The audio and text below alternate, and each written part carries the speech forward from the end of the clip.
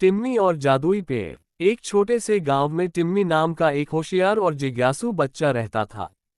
उसकी उम्र लगभग 8 साल थी और उसे हर रोज खेतों में घूमना, चिड़ियों को देखना और पेड़ों के नीचे बैठकर कहानियां पढ़ना बहुत पसंद था। टिम्मी का परिवार किसान था और उसका घर खेतों के बीचों बीच था। हर सुबह वह अपने स्कूल जाने से पहले खेतों में घूमता और अपने छोटे छोटे पौधों को पानी देता था। लेकिन गांव के बाकी बच्चे पेड़ों और पौधों की परवाह नहीं करते थे।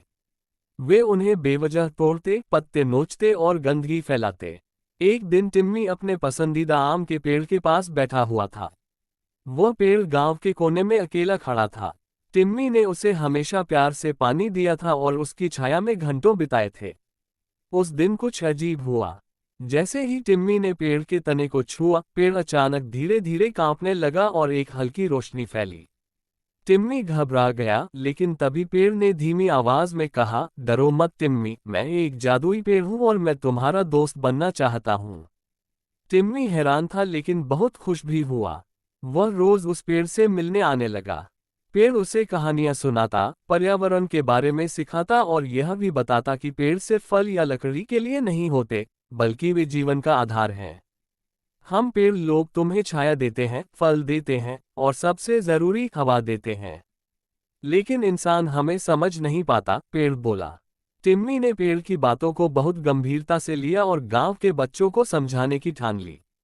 अगले दिन स्कूल में उसने एक छोटा भाषण दिया, अगर हम पेड़ों को न बचाएंगे तो एक दिन हमें पीने को पानी नहीं मिलेगा, सांस लेने को हवा नहीं मिलेगी। सोचो, अगर सभी पेड़ कट गए तो गर्मी कितनी बढ़ेगी। बच्चों ने पहले उसकी बातों को मजाक में लिया, लेकिन टिम्मी ने उन्हें जादुई पेड़ के बारे में नहीं बताया, सिर्फ सच समझाया। कुछ हफ्तों बाद गांव में बारिश बंद हो गई। कुएं सूखने लगे, खेतों में दरारें पड़ गईं। अब सब परेशान थे। तब टिम्मी ने अपने जादुई पेड़ से मदद मांगी।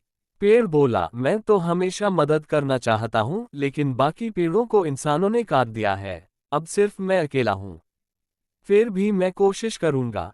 उस रात एक चमत्कार हुआ। पेड़ के आसपास की जमीन से हल्की हल्की नमी निकलने लगी और सुबह होते ही उस खेत में हरियाली आ गई। गांव के लोग हैरान थे। टिम्मी ने उन्हें पूरी सच्चाई बताई।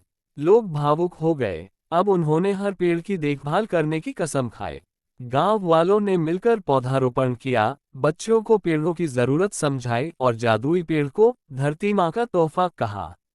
अब टिम्मी का गांव हरा भरा और खुशहाल था।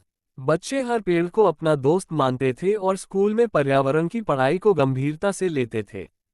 टिम्मी अपने जादुई दोस्त को रोज धन्यवाद कहता था।